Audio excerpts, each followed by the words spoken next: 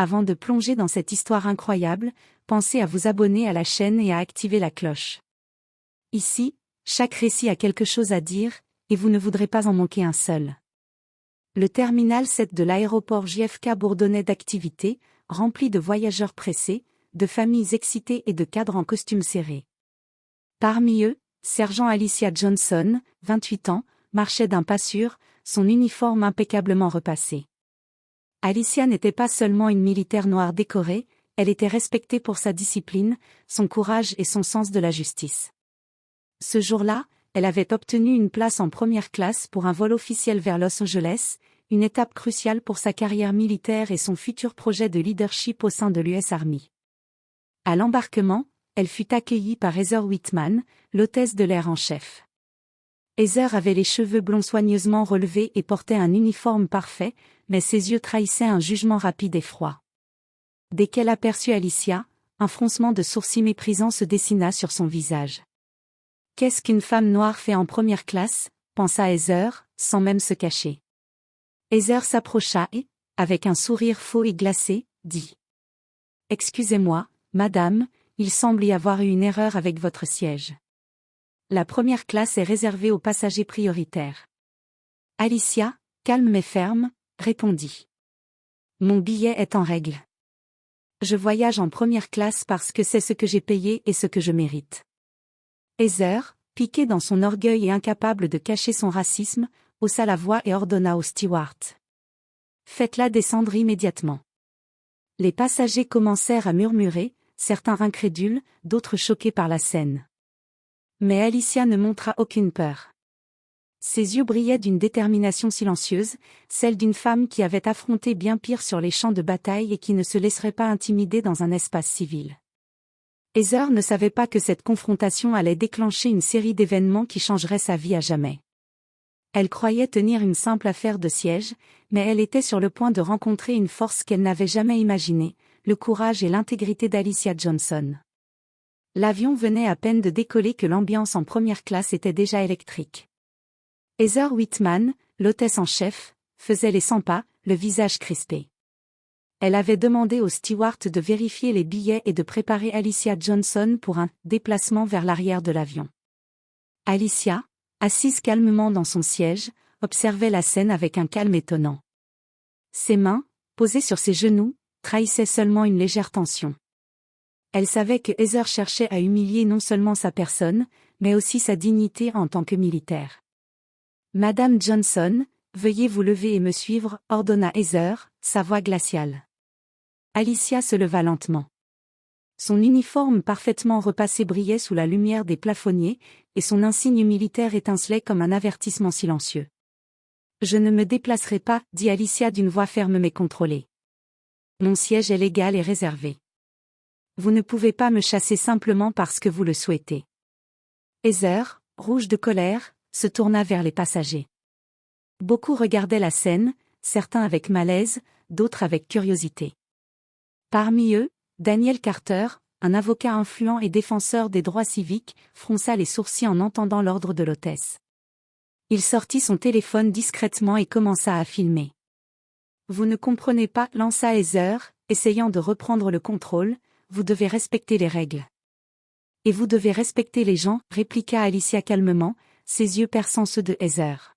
« Le respect n'a rien à voir avec la couleur de la peau. » Heather, dans un excès de rage, se précipita vers le siège d'Alicia et tenta de la saisir par le bras pour la pousser.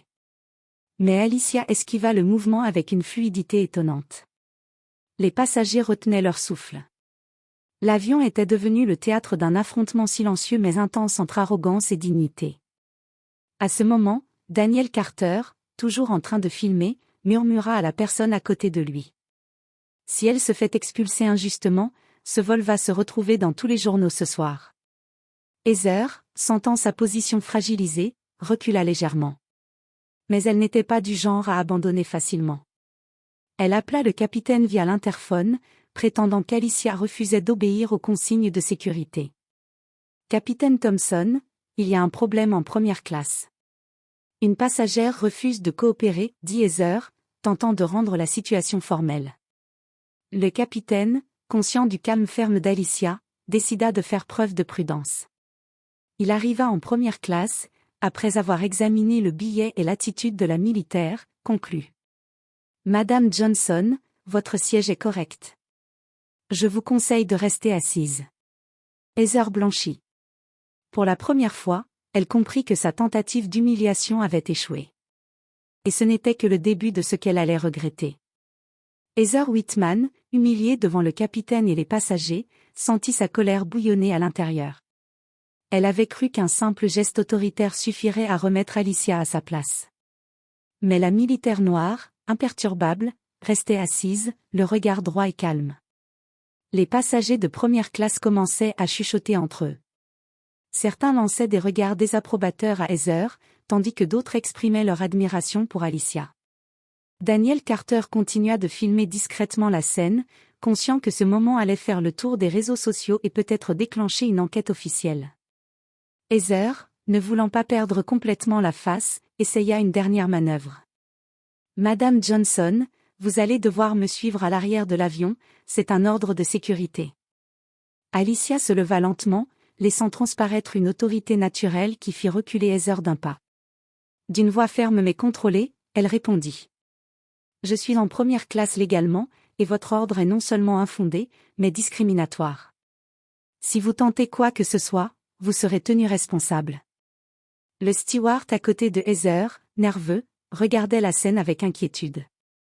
Il n'avait jamais été témoin d'une confrontation aussi tendue. La tension monta d'un cran lorsqu'Heather, désespérée, fit appel au micro de cabine pour alerter le pilote. « Capitaine, elle refuse d'obéir. Elle met le vol en danger. » Mais Alicia, avec un calme déconcertant, prit la parole devant tous les passagers. « Je suis un officier de l'armée américaine. Je respecte les règles et les lois. Ce que vous appelez désobéissance est en réalité un droit fondamental, le droit d'être traité avec dignité, indépendamment de ma couleur de peau. » Le silence tomba sur la cabine. Heather sentit un froid glacial lui parcourir l'échine. Chaque mot d'Alicia résonnait comme une vérité irréfutable. Les passagers, certains étonnés, d'autres en admiration, commencèrent à applaudir discrètement. Daniel Carter murmura à côté de sa voisine. Elle vient de tourner la situation à son avantage. Tout ce qui arrive maintenant est documenté. Heather, humiliée et dépassée, réalisa alors que son arrogance l'avait conduite à un point de non-retour. Elle avait voulu humilier une militaire noire pour se sentir supérieure. Mais à présent, elle était seule face à la dignité et au courage d'Alicia. Le capitaine, conscient de la gravité de la situation et de l'attention des passagers, prit une décision ferme. Heather, retournez à vos fonctions sans harceler ce passager. Ce vol continuera sans incident. Heather acquiesça, la rage et l'humiliation mêlées dans ses yeux. Alicia, elle, s'assit calmement, le visage impassible, tandis que les murmures admiratifs se transformaient en chuchotements d'admiration. Pour la première fois, Heather comprit qu'elle venait de sous-estimer quelqu'un qu'elle croyait faible. Mais ce qu'Heather ignorait encore, c'est que cette confrontation ne resterait pas confinée à l'avion. Grâce à Daniel Carter et aux passagers attentifs, cette humiliation publique allait se transformer en leçon pour elle, et en une véritable revanche pour Alicia. L'avion entrait dans sa phase de croisière, mais l'incident en première classe ne cessait de faire parler les passagers. De nombreux voyageurs avaient commencé à filmer en secret Heather Whitman, capturant chaque moment où son arrogance et son racisme transparent se manifestaient. Alicia Johnson, assise avec un calme olympien, observait la situation. Elle savait que la justice pouvait prendre plusieurs formes, et parfois, le meilleur moyen de se défendre était de laisser les actes parler d'eux-mêmes. Elle ne dit pas un mot, mais son regard implacable fixait Heather comme une épée suspendue au-dessus de sa tête. Peu après, le capitaine annonça via l'interphone. « Mesdames et messieurs, nous avons un incident qui sera signalé à la compagnie aérienne à l'atterrissage. Nous demandons à tous de rester calmes. » Heather sentit son cœur se serrer. Pour la première fois, elle comprenait qu'elle n'était plus aux commandes. Le pouvoir qu'elle avait cru posséder s'était évaporé.